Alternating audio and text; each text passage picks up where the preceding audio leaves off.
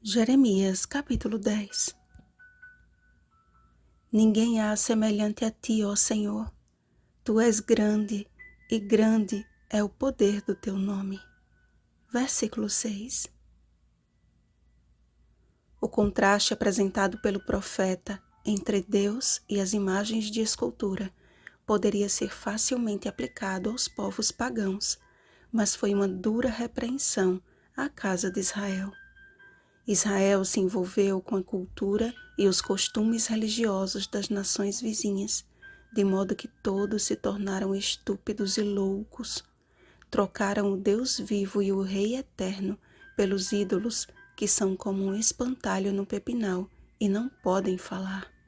Trocaram o Criador de todas as coisas pela obra ridícula que no tempo do seu castigo virá a perecer. Somada à idolatria nacional, havia o descaso daqueles que deveriam promover o reavivamento e a reforma tão necessários, porque os pastores se tornaram estúpidos e não buscaram ao Senhor, por isso não prosperaram, e todos os seus rebanhos se acham dispersos. A liderança religiosa frouxa e insensata conduzia a nação para uma condição cada vez mais baixa, fortalecendo assim a sua perda de identidade. Todo homem se tornou estúpido, aprendendo o caminho dos gentios e praticando os costumes dos povos. Jeremias parecia ser o único a reconhecer a limitação humana, sua necessidade de correção e completa dependência de Deus. Esquecendo-se do Senhor e de sua palavra, os filhos de Israel viviam uma religião apenas nominal. Dirigindo-se aos judeus que haviam crido nele, Jesus disse: Se vós permanecerdes na minha palavra, sois verdadeiramente meus discípulos. João capítulo 8, versículo 31. Enquanto Jeremias teve de lidar com uma geração idólatra, Jesus experimentou lidar com uma geração hipócrita. Uma de moral rebaixada, outra advogada da moral. Ambas, porém, incorreram em dois extremos, intemperança e legalismo. Mas o princípio que teria transformado essas duas gerações de Israel em filhos da luz era o mesmo. Ouvi a palavra que o Senhor vos fala a vós outros, ó casa de Israel. Uma sociedade sem leis é passível de desordem e toda sorte de hediondos resultados. É do intuito de Satanás promover tamanha ruína sobre o mundo, lançando sobre a terra as sementes do engano e do desprezo pela verdade, com o mesmo afinco com que maculou terça parte dos anjos no princípio do grande conflito. Aos seus agentes humanos apontarem para a palavra de Deus como uma obra retrógrada e passível de mudanças, a autoridade e a lei de Deus são negadas e rebaixadas à condição de um mero livro de aleatória consulta. Deus não nos chamou a viver uma religião de conveniência ou de aparência.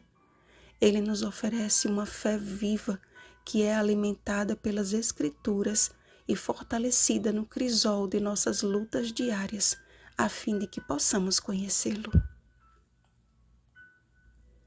Se não cabe ao homem determinar o seu caminho, nem ao que caminha o dirigir os seus passos, muito menos tem o homem autoridade sobre a palavra do Senhor dos Exércitos.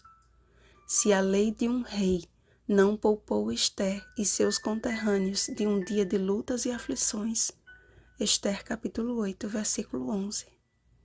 Se o decreto de Dario não pôde ser revogado em favor do fiel Daniel, Daniel capítulo 6, versículos 14 ao 15.